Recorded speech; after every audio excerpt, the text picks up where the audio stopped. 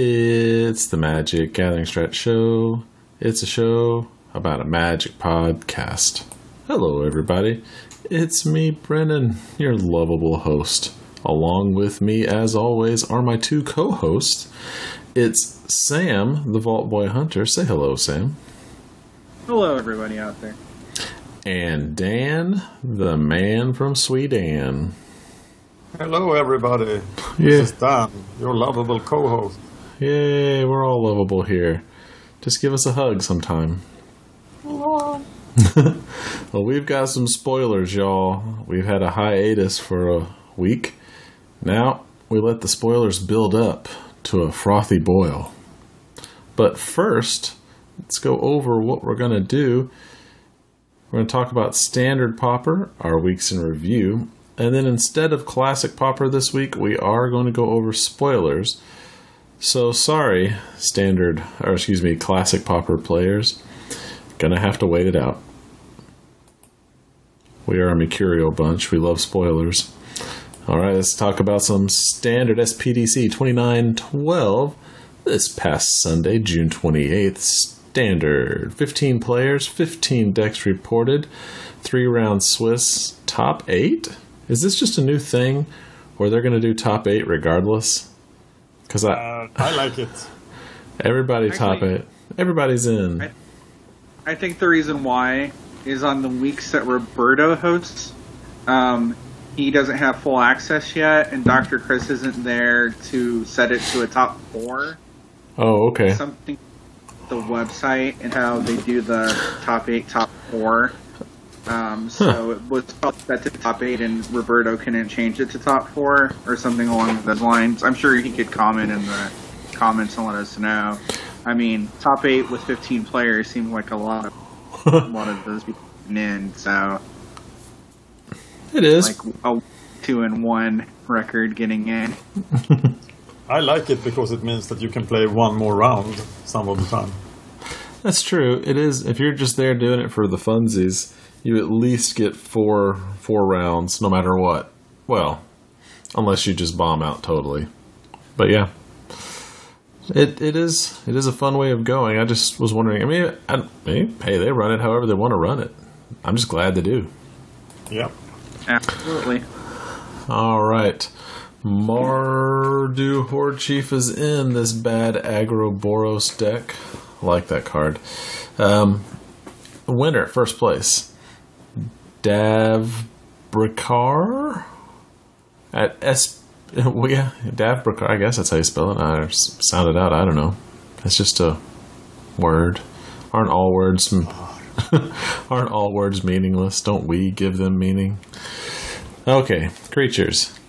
We got the 4 Mardu Horde Chief, 4 Sandstep Outcast. Actually, Sandstep Outcast is going to come up later in the show. 4 Selfless Cathar.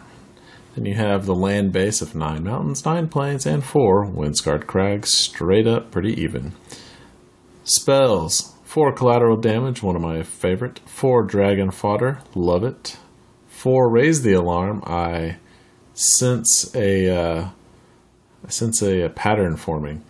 4 Tormenting Voice. That's a great card draw spell. 4 Triplicate Spirits. 4 Trumpet Blast. Yes, Trumpet Blast. Love it. And 2 Impact Tremors. Is this common to use collateral damage as the only direct damage? Actually, I haven't seen much direct damage lately. Oh, it looks nice. Yeah, I think it's a way to go way over the top. Yeah. It definitely is. Normally run like at least a couple lightning strikes, so it's weird that he's not running any, but I mean, this is more all in. Yeah, that's kind of the way I saw it. Sideboard, 4 Scouring Sands for the mirror, I would assume. 4 Borderland Marauder, push in some big damage. 4 Kinsbell Skirmisher, is that the tapper? What does Kinsbell do? Yes. What's that? I was going to ask you what it does. I'm Googling it. Okay. Google away. Kinsbell Skirmisher. I've totally forgotten. It's the M15 card. Yeah. When it enters the battlefield, it gives target creature +1/+1, and it's a 2/2 for 1 and a white. Huh. Okay. As a sideboard card? That's weird. Just a little reach, I guess. Just gives +1/+1 though. I don't know. Feels like that should be strike. This looks like he has been thinking a lot and come up with something that I don't fully understand. Because I see that twin bolt there? I like that. And I would have probably added more of those and less of the skirmishers, but hey, not my deck. I did not win SPDC 2912. Well, if you're running for Trumpet Blast, you can't really go down on creatures too much. So you have a hard time cycling 4 twin bolts. I see what you're saying. Interesting. Good idea. And 2 more impact trimmers. Alright, normally we go through the deck in a little more detail, but this being spoiler time, let's go ahead and move on to the MPDC. I just have to mention the number 2 spot in that tournament, because that's the deck I'm experimenting with right now, with the help of Anna Remmo to us. So yeah, mono black exploits. Oh, that's cool. Came in second, same record. Yeah, and it's so hard to resist the temptation to add you just need to add 1 island and 4 treasure cruisers. Dan. And then you have something interesting. Oh, Dan. It's been fun to... I think you've done 2 videos of it. It's a lot of fun to watch. So. Yeah, there are 2 more coming up this week. Nice. And in the last one, I give in. And suddenly the deck has 4 treasure cruises. Oh, Dan. You just got to put that treasure cruise spin on things. Yep. Oh, that's fine. Watch those videos, folks. Okay. Actually, this data is incorrect. Red Green Monsters. Red Green. The winners are correct. However, the info is not correct. But this looks super interesting. But yeah, Red Green Monsters. But check it out. There are 2 Red Green Monsters in the top 8. Rainbow Constellation. Yep. By Chump Block Kami. Yep. It's interesting. Then there's another Mono Black Control Exploit. I figure that's the same. I thought you said Chump Block Kami. Yeah, it is. Kami. Oh, no. Because the Soviet Union soldiers in World War II was known to Chump Block. Right. Oh, yeah. Dude, to win that war, they just threw as many bodies at the problem as they could. Yeah. A run of bullets that run their tanks into you. It turned out that the Wehrmacht didn't have trample. Huh. No. All right. Then we have mono green. 2 mono greens because you have the Stompy. And then the black, blue, red at the bottom. What a different result from the other tournament. Yeah, it's crazy. But let's look at the winner. We have no trimmers. Wait, is that right? That's not right. No, it should be the Red Green Monsters. Hold on. The name it doesn't have any tremors. Yeah, it doesn't. It's just, but I got the name wrong. It is red. It's the Red Green Monsters, but it should be the things are the correct. Hold on, I'll fix that real fast. Because in anticipation of screwing up, Red Green Monsters. Wujek. We've had Wujek on the show. So let's go back. It's Wujek's, and here's the... Oh, we just look at the deck here. So what do we have? We have Alpine Grizzly. There's the Alpine Grizzly, 4/2. Elvish Mystic. Hardened Berserker, don't see that one too often. Stampeding Elk Herd. Love the Mandrills, I don't think they get enough love.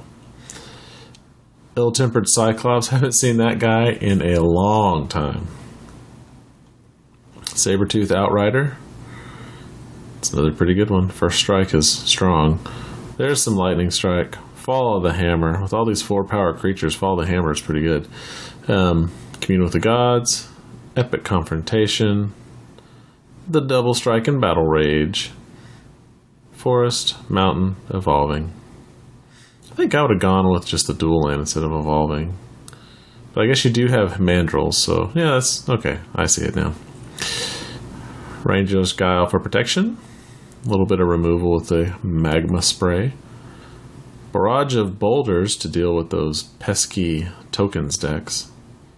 Another Scouring Sands to do the same.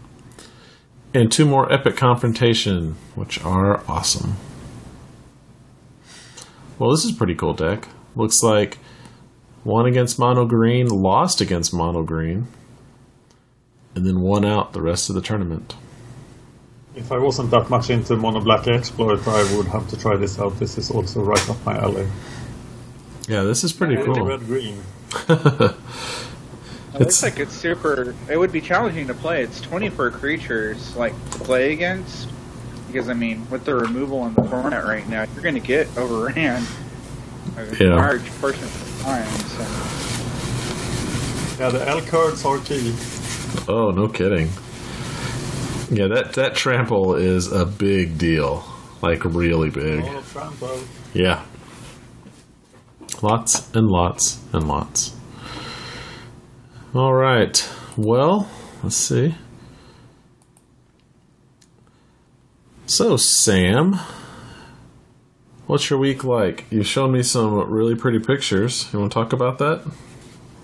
Yeah, so my computer died, my laptop did, so I've not got to do anything online, which is, lucky that I'm doing. But I've been starting to do altars, which I put some up on Twitter. Thank you for anybody who has commented. Doing some for Brennon, because... Yay! Hey, and so my goal would be to eventually be good enough to try to sell them. You guys people like altered cards. I don't know why. It's just a huge waste of time. Fun. It actually, each one of them takes about 2 hours to do. It really depends on how detailed they are, or how good the art is to start. Right. It's like some art is like, oh, I can do anything I want with this, and then some art is like, oh, it's a smiley face and a lightning bolt. That's boring. But trying to think of anything else. We got good news. My city is getting the comic book shop I went to Cube at, which is in the next city over, about 25-30 minutes away. They're opening a shop in my town. Oh, wow.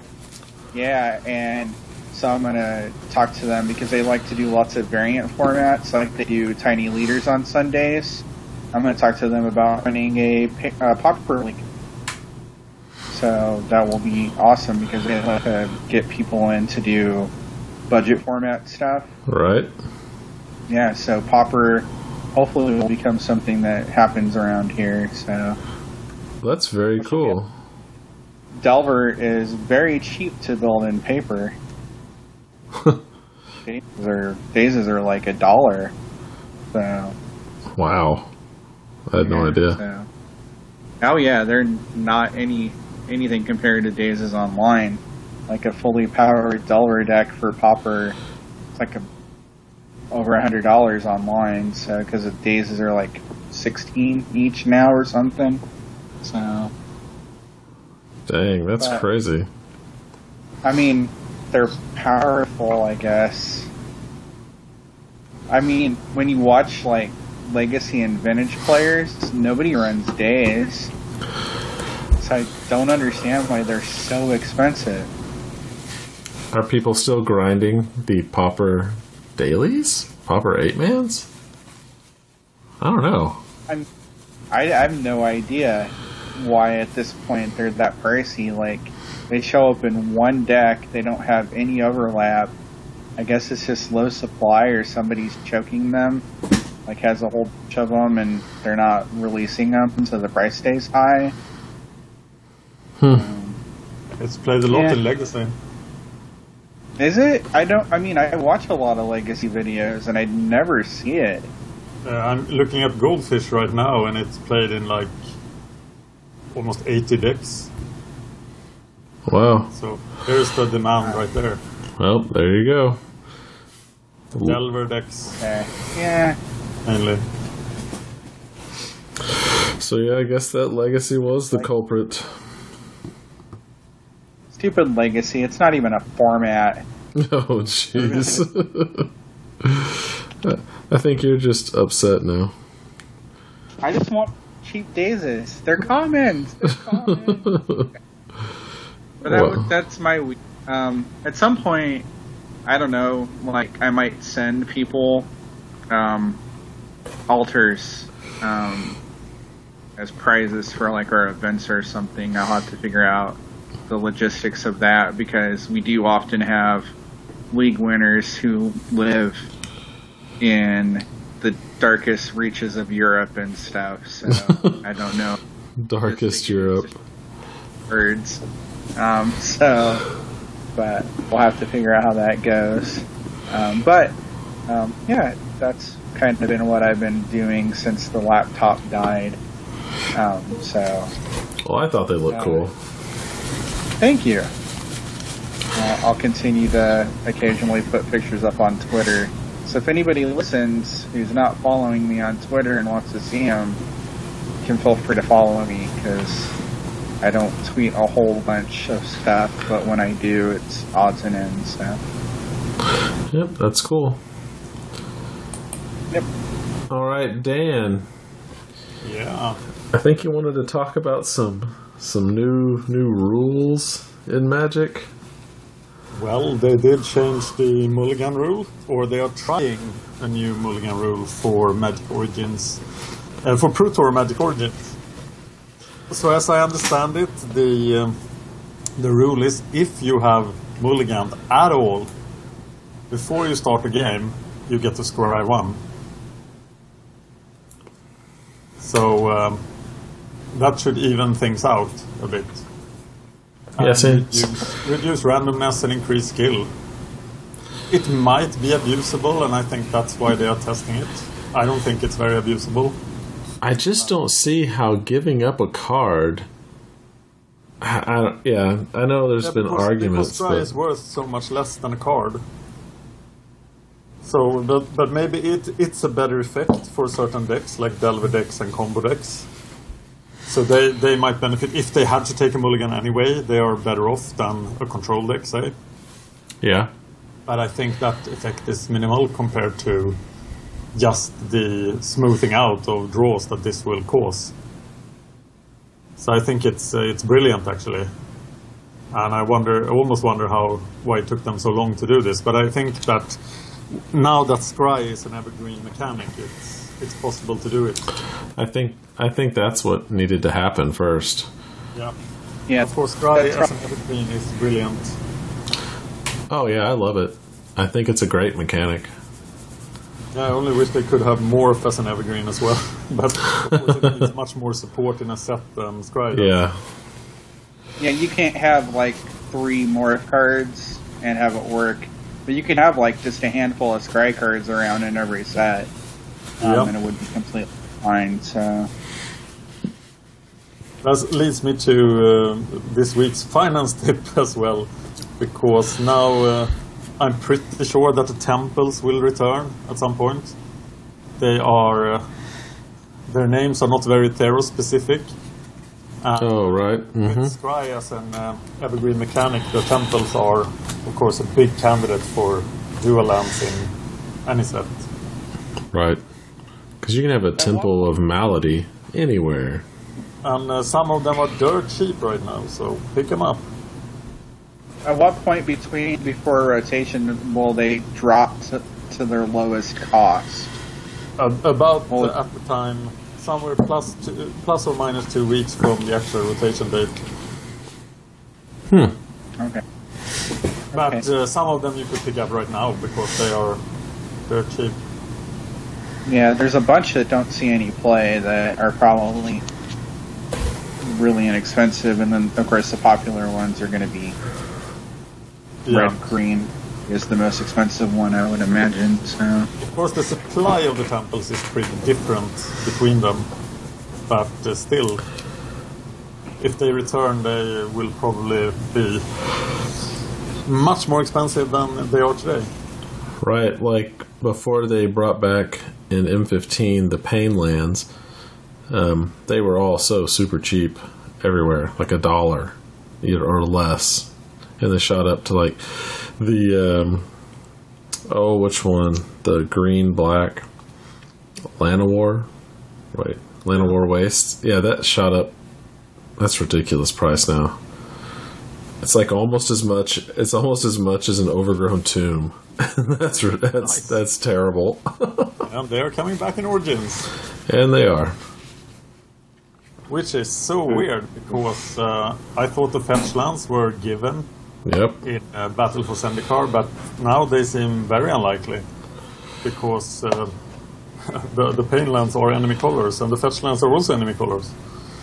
I think the big reason why they did it is because it looks like Origins is going to be enemy color, 2-color draft. All right. So it's going to be red, blue, and white, black, and black, green, and not allied colors, which I think might actually lead to there being the enemy colored fetches in Zendikar as just the hook to sell packs. Because, I mean, they reprinted the allied colored fetches in cons with no other support at all for them.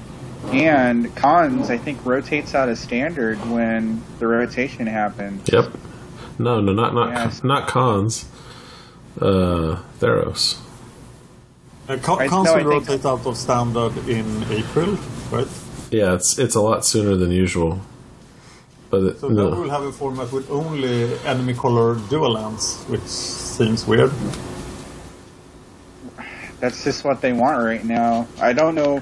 There apparently on the name and number crunch, there's room for 5 more non-basic lands. But, like, they've eliminated all of them except for the Shards lands, as far as reprints go. What do you mean, Shards lands? The Arcane Sanctum cycle, they tap for Esper colors. They come into play tap. They're uncommons. That's weird. Yeah, they still fit in the name and number crunch, but, like, the allied guild gates do. But none of the other guild gates do. I can't imagine they're going to bring back guild gates. That would be so terrible. Oh, if they did, it would be in Origins. Yeah, because of the tie to Ravnica. Yeah. I mean, it would be very strange, but I guess this is kind of it's the time spiral basic set where they're pulling stuff. So you couldn't put the allied Painland in Origins? No, they don't fit anymore, unfortunately. Yeah, so they're not going to be in. I would have liked all 10 Painlands. I think that would have been a good way to go. But I'm not on R&D, so... They did that once before. I don't know how it worked out. That was a while ago. Yeah. I liked that. I thought that was a good way to get the cards out there. Not that they're in super high demand or anything, so... Alright. Okay. So what do you think about the mulligan rule? I think it is good because mulligans suck. They do. They make you feel bad. I think it's going to be interesting, and I think it's, as soon as they announce it, they know they're going to roll it out. I see it being abusable in older formats, but not in standard, probably. I think mulligan on the play, 6 cards, play a island or blue producer, drop a delver, you're almost guaranteed to flip the delver turn 2. I think that's a really strong play. And then any format propped up by combo decks, again, that's going to be something that they're going to have to keep an eye on. But I can't imagine... You're down to below 15% chance of actually having a delver in your hand if you go down to 6. Right. At the same time, though, I mean, that's the only thing that I can think of that could be abusable. Is just that more guaranteed to flip the Delver chance. So. Yeah. All right. Well, let's talk about my week. We got an update from the book stand. Remember those guys that did the standard Pauper tournament? Nice. Yeah, they contacted me. They wanted to let me know that they're having another standard F&M. The cool thing about this is that for $5, they're doing the standard Pauper F&M, and you can actually win the promo Path to Exile. Wow. That is crazy. This is the book stand in Beaumont, Texas. All right. So, yeah, I will put a link in the show notes. So you can go out to they don't really have a website, but they do have a Facebook page that is a fan page that you can, get all their vitals. You can get the address and all that good stuff. But they also wanted me to let everybody know that they're going to be putting up YouTube videos of this F&M. So, yeah, they're actually going to be doing YouTube, which I thought was pretty cool. Awesome. Yeah, and that's what they did. They're full on supporting standard Pauper, and they really appreciated us talking about them on the show, and so giving us a shout out. And I wanted to reciprocate and just let everybody know that if you're in the area, please visit the book stand. And they have a nice place. They have nice players. Everything is on the up and up there. Seem like good people. Wait a minute. Brennon's gonna what? A million go back hours one to... slide. Yes. I never talked about my week. Oh yeah. I just wanted to say I told you about the Mono Black Exploit deck in Standard Pauper. Yeah. I have been jumping around a bit in Classic Pauper. I'm playing Tron again, and it seems that people like it in Modern. Oh, yeah. Still trying out Ugin, still thinking that Ugin is win more in the deck. All right. I did play a lot of Limited. I got the sweetest value deck in Modern Masters Sealed. Really? Yeah, it was fantastic. I was sure I was going to 3-0, but I did manage to lose a very close match, so I ended up 2-1. Ah.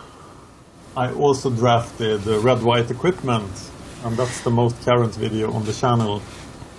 And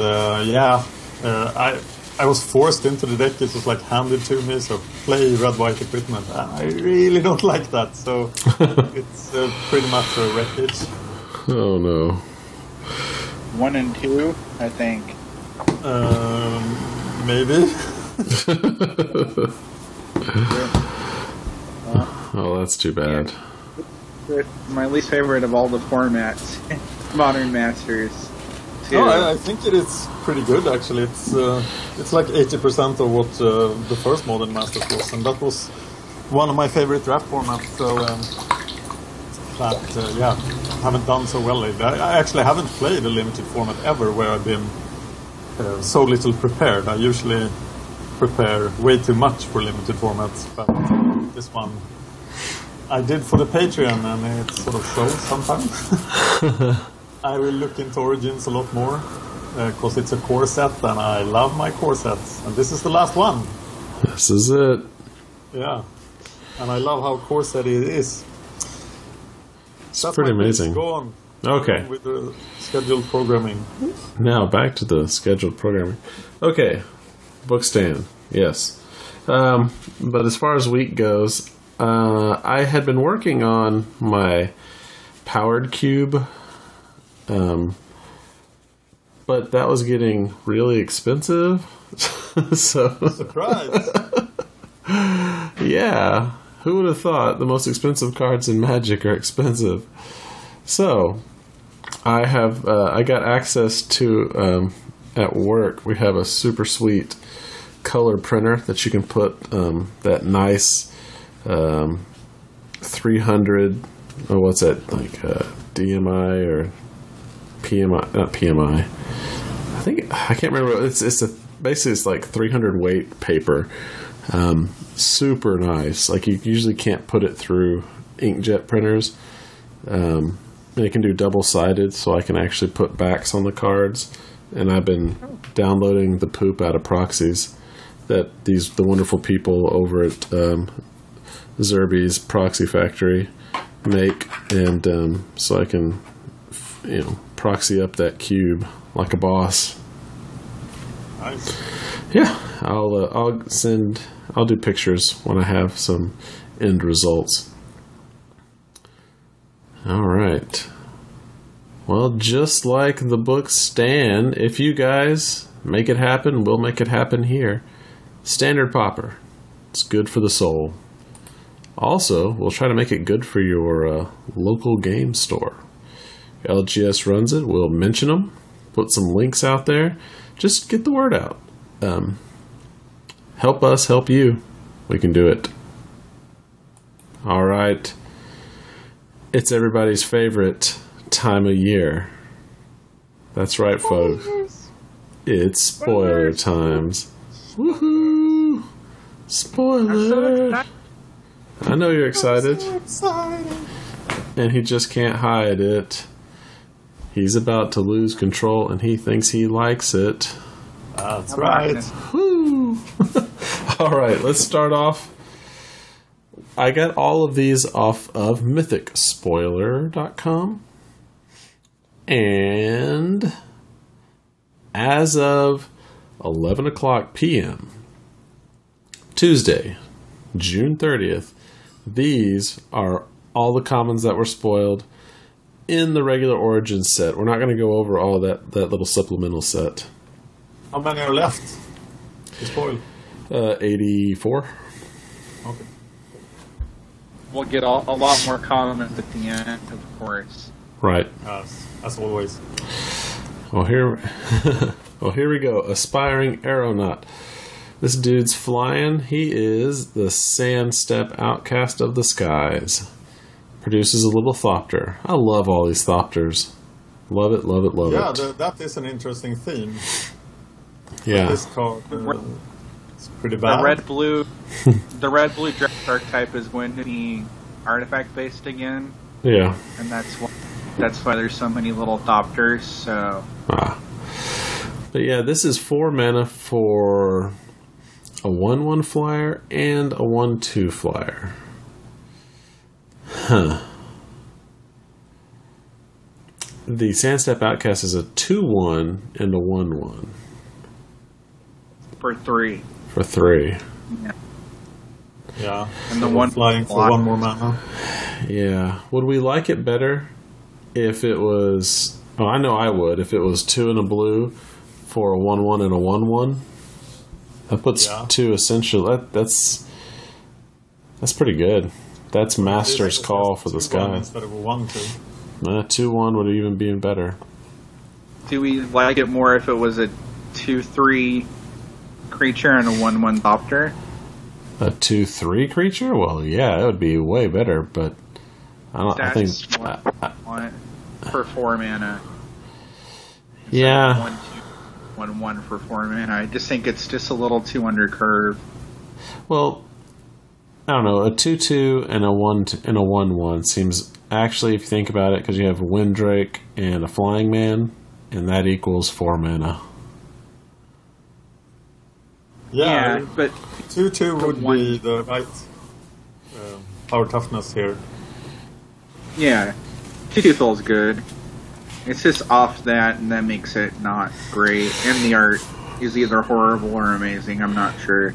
Well, I think of it as a kid who like just got his super winged backpack to work, and he's going pew. There's a robot dog. A robot dog. Oh my God! We have just made a new Magic TV series. Flying kid and his robot dog. Get your Abrams to produce it. Lens flare. All over the place. All right. Well, I don't know. I want this to be good, but I don't think it is. Skip ahead. Yep. Here we go. Unholy Hunger. Unholy Hunger. It's another 5 mana. Destroy a target creature. If you have two sorcery or instant cards in any combination in your graveyard, we're now just going to say Spell Mastery and not explain it every time. You gain 2 life.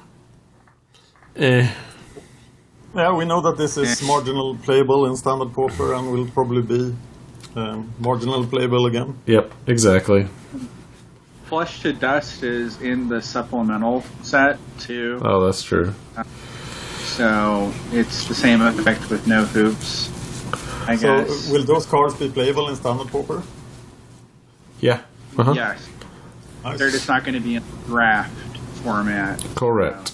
You can play them in any standard format. All right.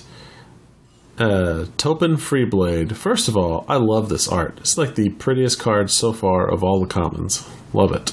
It's 2 mana, 1 and a white for a 2/2. Has Vigilance, always good. Also has Renown 1, meaning once it deals combat damage to a player, you put a 1/1 token on it, and it becomes renowned, which means you can't keep doing it over and over.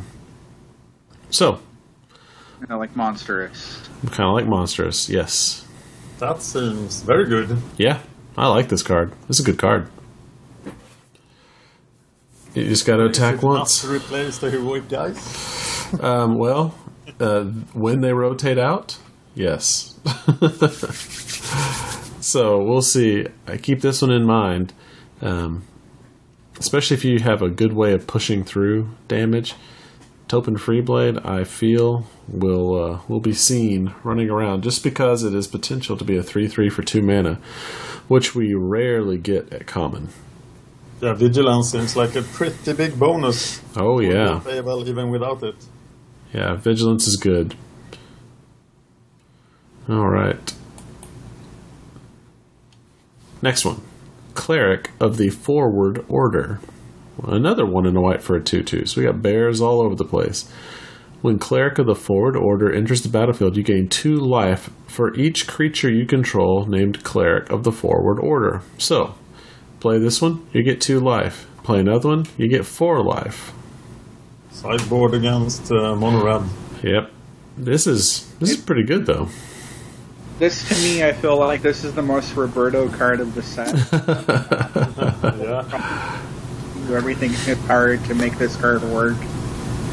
Because it has an effect when it comes into play, and he loves that. So, I think, it's a bear with upside, and anytime you get a little bit of life gain, it seems like in Standard Pauper, without having to do anything extra, it's actually not bad. So, yeah, it's no lone missionary, but it's close enough. Yeah, and you get a 2/2. I like it. Like you said, I think someone's going to break it. Not break it, but at least do something good with it. Maybe Flicker will come back. Or not. Yeah, the last card spoiled will be Ghostly Flicker. Oh, no. And the Gatekeepers, that's it. And Gates. Oh, my God. Okay, next one. Ferry Miscreant. For 1 blue, it's a 1/1. Oh, here's our 1/1 flyer for 1. When Ferry Miscreant enters the battlefield, if you control another creature named Ferry Miscreant, draw a card. The problem here is that you have played 2 creatures, or 2 cards that were not worth a card. No. To get your extra card, so... Yikes. I'm not too impressed here. Nope. You're still a card down, right? Right. And why can't this have the same, for each creature you control named Ferry Miscreant, draw a card, or you draw a card for each creature? That would have been pretty good. Yeah, it would have been real good. Yeah. It should have the same classic Pauper play. What was that, Sam? You broke up? It should have the same wording as Cleric of the Forward Order. I agree. I think it would have been horrible if it would have been too good if that would have been the case. It would probably cost 1 in the blue. Yeah. I mean, even then, it's accumulated fairy knowledge. Accumulated fairy knowledge. I like it. Yeah. I think with that text, it would see play in Delaware in Classic Pauper. Probably. Because that's actually how I read it at first. when that first came out that it was for each creature named Ferry Miscreant. And I thought, wow, so they are going to ban Cloud of Fairies, and they just made this as the replacement. Remember that the Delver decks in Classic Pauper have played the 1/1 Flying Fairy. Yes. I can't remember its name right now, but in order to up the fairy count, it has seen play in Delver. And, Cloud Sprite. Yeah, and this is of course better, but I don't think this is good enough with this text. No. I'm sure people will try it in Delver. Yeah, it's just weird. I also like the reference to the Videlkin in the background here. Nice. I think in Standard Pauper, though, I don't know. I mean, right now decks are playing in recent past decks have been playing the when it dies, draw a card set of cards just to have chump blockers. I don't know if it would slot into a similar slot for that. So I think it's too unreliable. Yeah. Oh well. It's just so weak. Yeah, it dies to everything. Okay, let's look. Here's one that I like. Infectious Bloodlust. 1 in a red, enchant creature. Enchant creature gets 2/1. Has haste and attacks each turn if able. Now here's the kicker. When enchanted creature dies, because if it's attacking every turn, it's going to die eventually, you may search your library for a card named Infectious Bloodlust, reveal it, and put it into your hand. A card that sort of replaces itself. Yeah, I think this will see play in heroic decks for a couple of months. Heck yeah. Rotation. I actually like it quite a bit. I mean, it's exactly what Brent wants to be doing. So. Oh yeah. Because, let's see, if you put it on that Satyr Hoplite, it becomes a 4/3 with haste. On turn 2. On turn 2. Wow. That's bonkers. How about them apples? Yeah. No, it's good. I love that it replaces itself. That's just so sweet. Yeah, looks nice. It's a Bloodlust Hawk. Alright, here's another one. Undead Servant. 3 and a black. When Undead Servant enters the battlefield, put a 2/2 zombie creature token onto the battlefield for each card named Undead Servant in your graveyard. So it's a 3/2 for 4 mana. When it dies and you play another one, you get an additional 2/2 black zombie token. That's interesting, especially as there are so many ways to fill up the graveyard. Yeah, you have ways to fill up the graveyard, and you can exploit this, play another one. You know. I also... It's expensive, but I think it has potential. It could. I mean... You're really going to have to work on it. It's a Gravecrawler variant that we're going to see more of. I mean, I like it with 2 in the board and 2 in the graveyard, and then you play one and you get it and do 2/2 zombies. Yeah. Yes. I don't know how that's going to come up. But I've seen some pretty big graveyards in Standard Pauper. Yeah. So that doesn't seem too unlikely. Hey, Brennan. Yeah? I scanned the slideshow. I don't know if you've updated it. Did you not put the green one of the cycle in? The wolf? Yeah, the wolf. No. It's a reprint. Good old Timber Pack. Yeah. The reprint. Okay. I couldn't figure that out because I think it's the strongest of the... It didn't see any play in Standard Pauper. Nope. It didn't. Yeah, well, but no. Very, very small bonus for, and its green decks have a hard time getting several onto the battlefield. Yeah, that's probably true. It was nice when you drafted like 6 of them. Then it was fun. Right. I'm afraid that just doesn't happen that often. No. But actually, in draft, it's very good. Well, cool. Anyway, there we go. Let's look at the next one. Nissa's Pilgrimage. This is very interesting. It has like this almost the exact same art as Lead the Stampede, which... Anyway. 2 and a green for sorcery. Search your library for 2 basic forest cards. Reveal those cards. Put 1 onto the battlefield. The rest into your hand. Shuffle your library. Spell Mastery.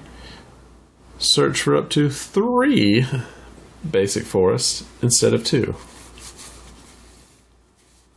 So. Yeah, I think the green deck will not be the Spell Mastery deck, but it will happen some of the time. So you basically have to evaluate it on the first text. Yeah. And it's powering up some sort of big green deck. It is. Will there ever be a big green deck instead of Pauper?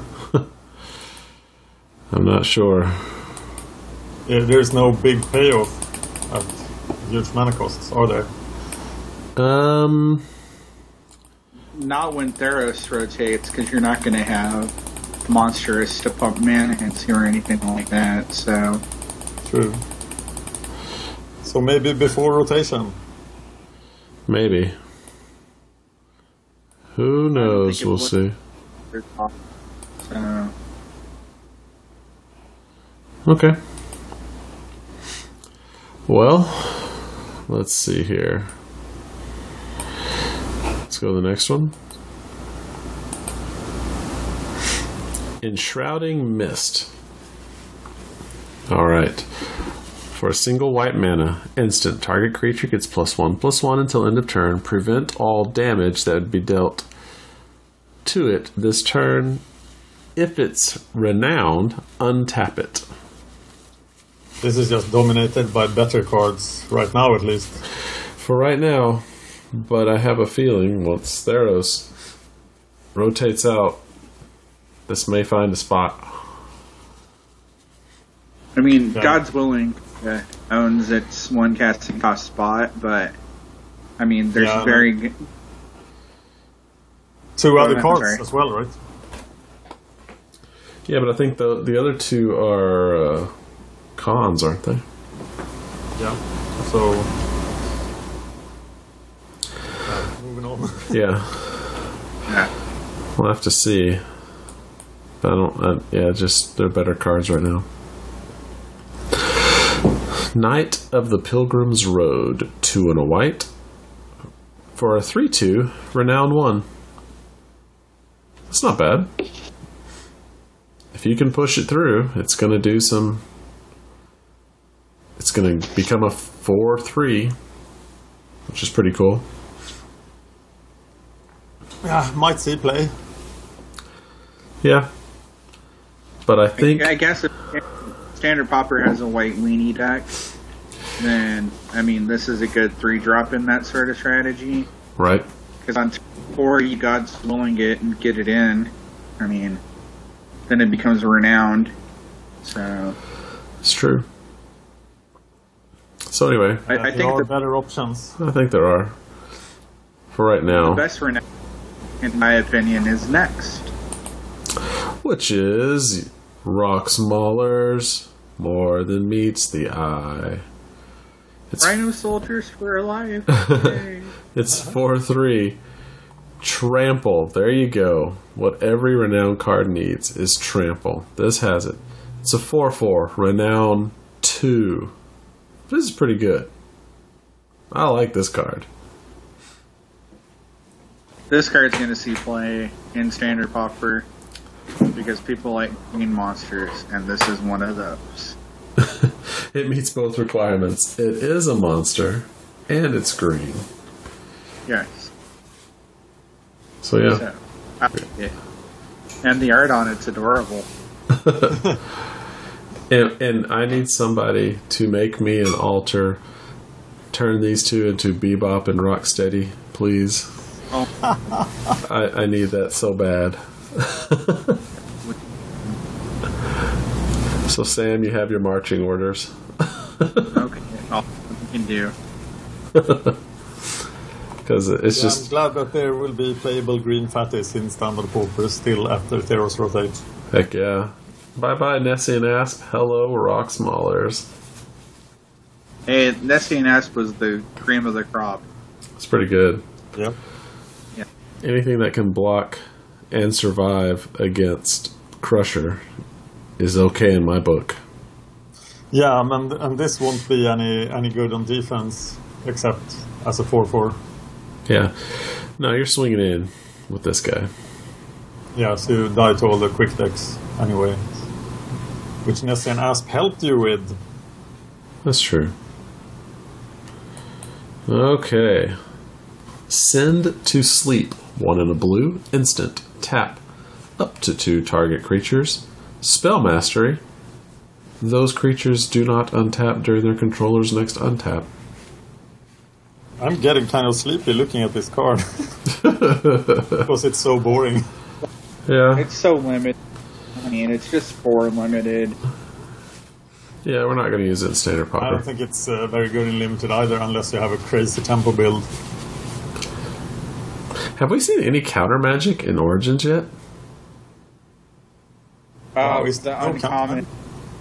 What? The uncommon. The X spell counter target spell unless it's right. Plays Yeah, other than Syncopate Junior. Yeah, I don't that's think. it. Curious. Yeah. All right. Moving on. Fiery Impulse. Instant for 1 red. Deal 2 damage to target creature. Creature only. It's magma spray. 1 mana removal. Yeah, I guess. Also, if you have spell mastery, it does 3 damage. No damage to players. Yeah. I'm sideboard only. Yeah, probably when you're about to be overrun by those white weenies, you need this. Yeah, I guess so. I just feel that it could have done more, but... Yeah, I think the spell mastery thing would be to that creature or player. That would be better. Because then you have a shock. What's that? Yeah. Even if they left it at moving on. Yeah. Yeah, moving on. Okay. A Crow and Jailer. 1/1 for 1. 2 and a white, tap target creature. Will not see play. Oh, horrible. Yeah, it's bad. Bad. Next one. Grasp of the Hieromancer. 1 and a white. Enchantment Aura. Enchanted creature gets +1/+1, and it has, whenever this creature attacks, tap target creature defending player controls. I don't think this would see play even with Heroic. It costs too much for only a +1/+1. Yeah. I feel like it was probably in the Theros design file, and they were like, hey, we need a slot filled. Do you guys have anything? And then they pulled this, and then they were like, yeah, let's do the white god, the bad touch, or something like that. And it became this card. Right. Development. So, no, well, I don't think it's going to be all great. Yep, me either. Do you know what an Hieromancer is? I have no idea. It's a divinator that sacrifices stuff. Oh, really? And then looks at the sacrificed stuff. Really? Yeah. Huh. That's really gross. Random knowledge. Well, there you go, folks. Looking at entrails. Okay. Heavy Infantry. 4 and a white for a 3/4. When Heavy Infantry enters the battlefield, tap target creature and opponent controls. Nope. Skip ahead. Yep. Not even going to talk about it. Veteran's Sidearm. 2 mana for an equipment. What the hell? Creature gets +1/+1. Equip 1. Wow, Leonin Scimitar was too broken. Oh my god. Yeah. Oh well. I am so upset with this card. Yeah, this is what we've come to, folks. Whoa. Separatist Void Mage. 3 and a blue for a 2/2. When Separatist Void Mage enters the battlefield, you may return target creature to its owner's hand. It's Miss Raven that can't fly. Is temp tap? really too powerful at 3 casting costs for this effect? I don't understand. That card was pretty good, so it was too powerful. They have refused to reprint Man of War in Modern. Yeah, Man of War dominated Limited, so I can see why this will be playable in Limited, I think. I've seen this effect cost as much as like 5 mana and as little as 3, and it just feels like the most vanilla version of this card. So super disappointed. The art's cool. The art's cool, but oh well. You're not going to get Man of War anymore. No. Rainwarden Owl. 3 blue. Bird flying. Prowess. Yay, for a 3/3. So 3/3 flyer for 5 with prowess. Don't we already have a 3/3 flyer for 5 with prowess? No, I think it was something different. There's a 2/3 Djinn. Yeah, that's what I'm thinking. For 4. It's for 4? Oh, okay. Alright. 3/2 flyers for 5 has come a long way since the day they were first picks in Limited. But yeah, this looks like a Limited card. Yeah, I don't think it won't see standard Pauper play. Deadbridge Shaman. 2 and a black. When Deadbridge Shaman dies, target opponent discards a card. It's a 3/1. So it's sort of like Black Cat, but it's a 3/1. Yeah, and this card isn't random. Nope. But getting 2 power for 1 mana is pretty interesting. So I think this is Black Cat 5 to 8. I think so, even though it's 2 and a black. Yeah. I think this could be very interesting in an exploit build. Okay, that's cool. I will trust your exploit build opinion on this one. I mean, and it fits perfectly into the 3 slot too. 3 power. So it is 3 power. That's the big benefit right there.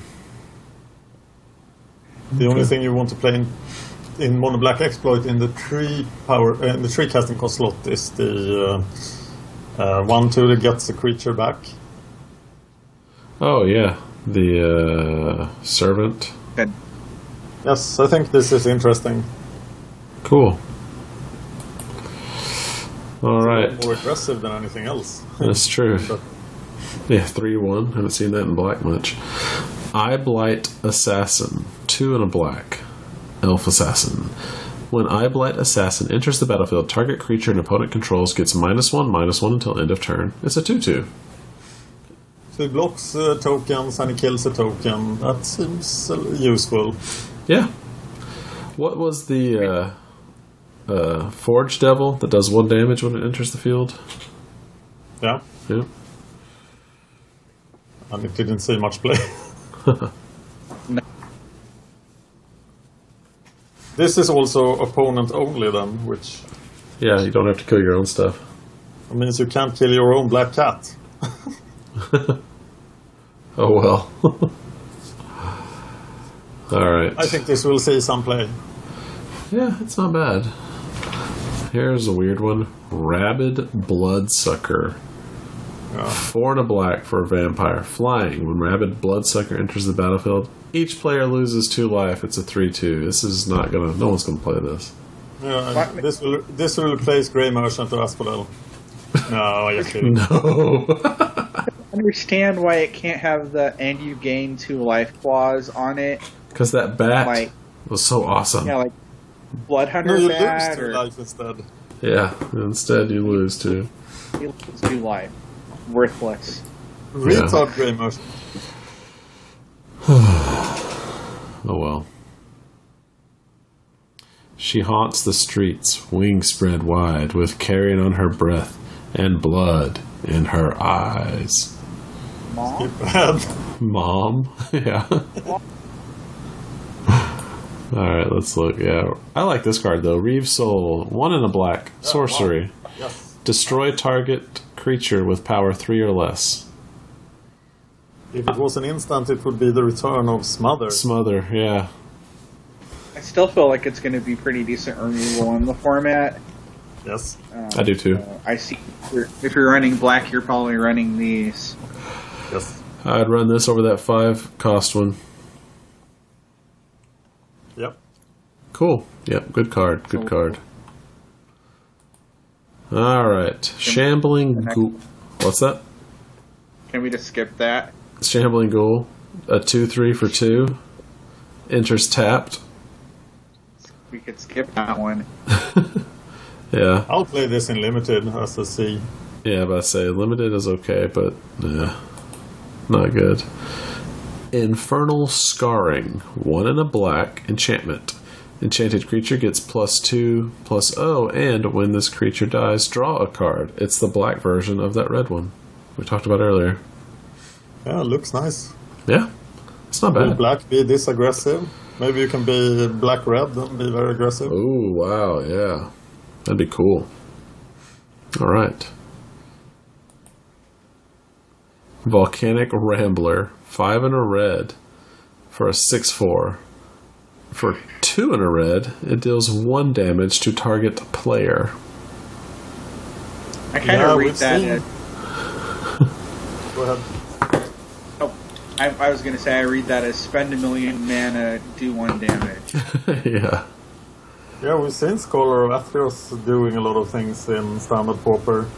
But and this has a lot of violence in it, but you don't gain any life, so... Yeah, that's the hard part. I think this could surprise us. But, yeah, it's not too impressive. I guess you could swing in for 6 on the turn after you play it, and then with that same amount of mana you'd spent to cast it, you'd hit for 2 more, and you do nothing else. Gives you reach for your red-green deck. Okay, that's true. It's 6 mana, and it's a 6/4. Yeah. I mean, at that point of the game, they can block with two casting cost creatures and take this thing out and ruin all of your plans. But this gives you use for all your forests from that green card. That's true. You go find all the forests. You have 2 red. Yeah, Dan's got a plan, y'all. I think somebody will play this at some point. Awesome. I think it's terrible. All right, Subterranean Scout. 1 and a red. So far, it is not Goblin Guide. Subterranean Scout enters the battlefield. Target creature with power 2 or less can't block this turn. It's a 2/1. So, what do you want to get through with this? I don't know. Get your renowned creatures through? That's true. You could do that. You play a 1-drop Renown, and on turn 2 you can do this and that and there. I don't know. That seems like a lot of work. Yeah. What? Renowned, I guess, but... Yeah. It is Earthclaw or what is it? The Fallen Empire 1 and a red 2/1. So it's on Sly Curve or whatever, but I don't think it's all that great. No. Was the Scroll Thief card, was that common? Uncommon. Okay. Never mind. It's going to go into... Alright. Hitchclaw Recluse. 2 and a green for a 1/4 with reach. Yeah. I want my Deadly Recluse. What happened to Netcaster Spider? That card was awesome. No one plays it. Yeah, but nobody's going to play this. This is poop. This is full on poop. 1/1 Thopter, guys, all day. Oh, it blocks Thopters like crazy. Oh well. Yeah, this is pretty bad. I mean, it's kind of made irrelevant by even the next card, which is not a good card. But this will feature in the TV series about that flying boy. Oh, it will be. It'll be his nemesis. Yeah. Oh no! No, it's the Hitchclaw Recluse. Look out, Rover! Don't get caught by the Hitchclaw. Look out! Oh gosh, it's Gribblebrand. My nemesis is way better than your guys. I'm sorry. All right. Skip ahead. Yeah, Mantle of Webs, 1/3 reach enchantment. What? No one's gonna play this. No. All right. Bogart Brute, 2 and a red for a 3/2. I like it. Menace. This creature can't be blocked except by 2 or more creatures. Yeah, that works. I like it. I'm glad to see Intimidate go. Intimidate's weird. Intimidate annoys like me. this. I do too. I think it's a good card. So, all right. This card I hate. Lightning Javelin, 3 and a red, sorcery to deal 3 damage to creature or player. Scry 1. My goodness. If this cost 2, it would be very nice, and you could argue whether it was better than Lightning Strike or not. At 3 mana, I think it's worse than Lightning Strike, a lot worse. And at 4 mana, it's just crazy bad. Yeah, they had that one in Theros, 1 red for the exact same thing. Bold. Yeah, that saw a lot of play though. Yeah, 4 mana. That sucks. It's workable, but And not even an instant. No. Ugh, this is terrible. it is the only common with Scry. So far. Hey. Alright. I don't like it. That's it, y'all. We ended on a low note. I'm sorry, guys. Design the cards. We didn't design them, but there you go. If they spoil any more, we'll go over the new ones. Hopefully, and I'm not sure, but do we get the full spoiler this Friday? This Friday, yeah, because pre-release is next Friday. Okay, so we get the full spoiler, so we'll have the rest of the cards to talk about, I guess. Yep. If any of them we're talking about. Oh. Gosh. All right. That's it. Visit us at MagicGatheringStrat.com, YouTube/MagicGatheringStrat. Please, if you enjoy this and other things we do, Patreon.com/MagicGatheringStrat. We would love to have you as a patron. Twitter at MagicGathStrat to follow all of our shenanigans. You can follow me at Cerulean Says Hi. Hello. And also you can follow Sam and all of his altar goodness at SPO7677. We're also on Facebook/MagicGatheringStrat. We would appreciate it if you would like and subscribe. It really does help us. So, for you guys that remember the Pauper Gauntlet, now is the time to sign up to the Patreon, because before the end of August, I will be talking about what the Pauper Gauntlet, what the Patreon and the Pauper Gauntlet has in common. So there will be something special for the patrons. The Pauper Gauntlet starts on November 8th for Season 3. And work is starting very soon. That's awesome. Pauper Gauntlet's a fun time, y'all. It's good stuff. Lots and lots and lots of content. It will dominate my life for 4 months. Yes, it will. It's a good way to abandon your life and watch a whole bunch of videos for This season we will have 1,000 decks. Oh my god. Oh, yes. Okay, I'll get to work and I'll have 500 for you. Nice. Just know that most of these are going to be slightly variations on all the other ones. They're all going to be tortured existence variants. Oh god. Oh gosh. Wow. All right. Well, for the Magic Gathering Strat Show, I am Brennon. I'm Sam. Woo!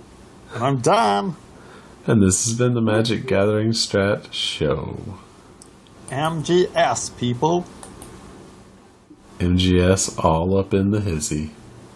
We love you guys.